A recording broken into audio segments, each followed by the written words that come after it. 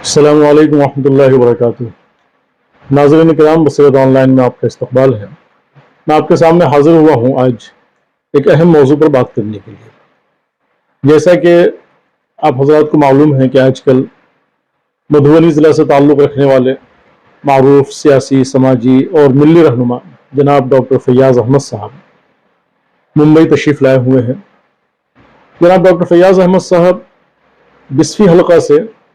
2 term MLA रह चुके हैं और इस वक्त वो राज्यसभा के मेंबर पार्लियामेंट हैं।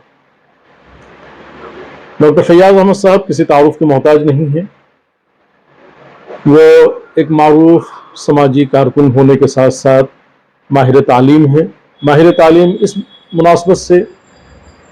कि तालीम के मैदान में उनका बड़ा तवील और कामयाब तजर्बा है।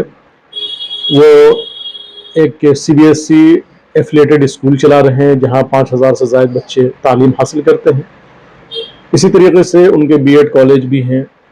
कई B.Ed कॉलेज हैं और इस वक्त मधुबनी ज़िला का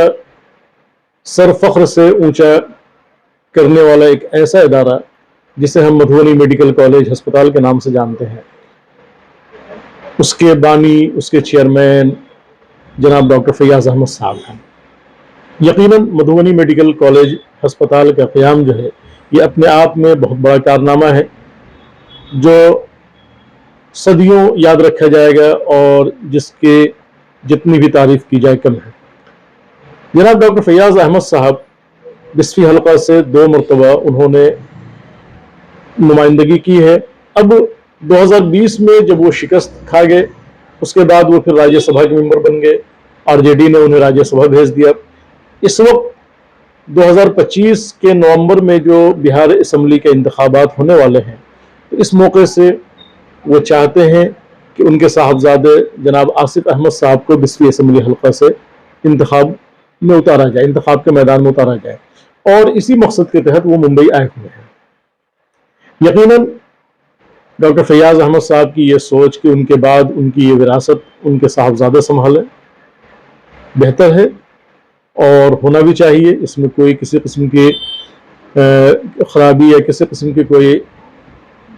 तनकीद की बात नहीं है। डॉक्टर फैयाज़ अहमद साहब कामयाब सियासतदान हैं और कामयाब मिली शख्सियत हैं और इसके बाद वो चाहते हैं कि उनकी ये विरासत जो है 20वीं असम्बली हल्के की उनके साहबजादे संभालें, तो अच्छी बात है। इसी मकसद के तहत वो आए होंगे। लेकिन जब कल धारावी में उनका इस्तकबालिया प्रोग्राम रखा गया और ये इस्तकबालिया प्रोग्राम को तरतीब देने वाले 20वीं हल्का के भिरवा गांव से ताल्लुक़ रखने वाले जनाब अंसार शेख साहब और उनके मुआविन फैज़ान शेख जिनका ताल्लुक़ नूरचक से है, उन हज़रात ने ये प्रोग्राम मुनक़िद किया था, प्रोग्राम ऑर्गेनाइज़ किया था इस्तकबालिया तक़रीब के नाम से। इस मौके पर डॉक्टर फैयाज़ साहब ने एक बड़ी अच्छी बात कही और जिसकी हम सबों को उनके इस बात की तारीफ़ करनी चाहिए और उनकी इस सोच का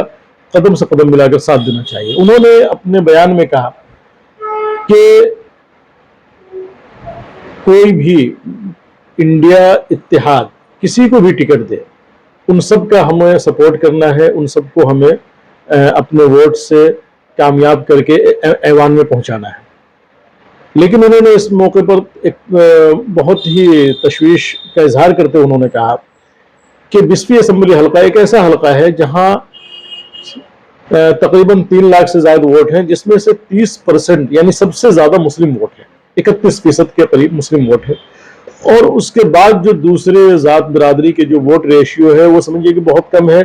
दूसरे नंबर पर यादव आते हैं जिनके वोट रेशियो जो है वोट फीसद सिर्फ 11%। लेकिन क्या वजह है कि आखिर हम जो है वो शिकस्त खा जाते हैं? मुसलमान कसीर तादाद में वोटर होने के बावजूद यानी सबसे ज़्यादा फीसद में होने के बावजूद हम इलेक्शन हार जाते हैं। उसकी वजह जो उन्होंने बताया, उन्होंने कहा कि मैं पिछले 4-5 इलेक्शन का मैंने तज्जिया किया, तज्जिया करने के बाद ये पता चला कि हमारा वोट परसेंटेज बहुत कम है, यानी हमारा वोट फीसद जो है वो 35 से 40% के दरमियान रहता है और जो हमारे मद्दे मुकाबिल जो हमारे बिरादरान वतन है उनका वोट फीसद तकरीबन 70% तक चला जाता है। ये वाक़तन बहुत ही काबिल तशवीश और बहुत ही समझिए कि ये गौर फिक्र करने वाली बात है। उन्होंने कहा कि जब मैंने इसका तज्जिया किया तो मुझे महसूस हुआ کہ ہمارے حلقے کے جو اکثر و بیشتر ووٹرز ہیں وہ شہروں میں مقیم ہیں، دلی ہے، ممبئی ہے، اسی طریقے سے کلکتہ ہے، حیدرآباد ہے، اور دیگر شہر ہیں، وہ اپنی روزی روٹی کے لیے وہاں مقیم ہے۔ اچھی بات ہے، بہرحال کہتے ہیں روزگار کے لیے جانا، روزگار کے لیے مقیم ہونا یہ کوئی بری بات نہیں، لیکن جہاں آپ 5 سال اپنے لیے کماتے ہیں، اپنے لیے محنت کرتے ہیں، وہیں آپ 5 سال میں صرف 5 دن آپ اپنے قوم کے لیے، اپنی ملت کے لیے، اپنے بہار کے لیے نکالیں، اپنے حلقے کے لیے نکالیں، اور اپنے ووٹ فیصد کو بڑھانے کے لیے آپ زیادہ سے زیادہ تعداد میں الیکشن کے زمانے میں اپنے گھر آئیں اور اپنا ووٹ ڈالیں، تاکہ آپ کا ووٹ فیصد بڑھے اور آپ اچھا سے اچھا امیدوار منتخب کر سکیں۔ یقیناً ڈاکٹر فیاض صاحب کی جو یہ سوچ ہے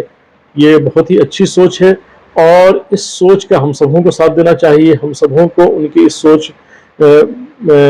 اس فکر کا ساتھ دینا چاہیے اور ان کی اس فکر کو آگے بڑھانی چاہیے۔ یقینی بات ہے کہ ہم 5 سالوں تک اپنے لیے کماتے ہیں، روزگار اپنے بال بچوں کے لیے، سب کے لیے کماتے ہیں، لیکن جو اصل الیکشن کا وقت آتا ہے اس وقت ہم یہ سوچ کر اور یہ کہہ کر نہیں جاتا رہے کیا ہوگا، کوئی بھی جیتے اس سے ہمارا کیا فرق پڑتا ہے، لیکن نہیں، ایسا نہیں ہے، بلکہ بہت بڑا فرق پڑتا ہے۔ جب ہمیں کسی سرکاری کام میں ہمیں کسی چیز کی ضرورت ہوتی ہے،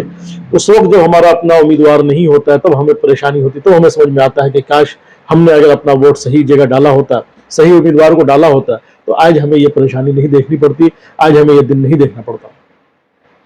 تو میرے بھائیوں، ڈاکٹر فیاض احمد صاحب ایک سوچ لے کر نکلے ہوئے ہیں، ممبئی آئے، ممبئی میں تقریباً 2-3 روز ان کا قیام رہا اور مختلف جگہوں پر ان کے لیے استقبالیہ پروگرام کا انعقاد کیا گیا، جس میں بڑی تعداد میں اہل بہار بالخصوص مدھوبنی اور بسفی حلقہ کے ووٹروں نے ان کا استقبال کیا اور ان کے خوش آمدید کہا، اور ان کے اس سوچ پر لبیک کہا کہ ٹھیک ہے آپ ہمیں بلا رہے ہیں، انشاءاللہ تعالی ہم ضرور آئیں گے۔ تو میں اپنے تمام بسفی حلقہ کے ووٹر سے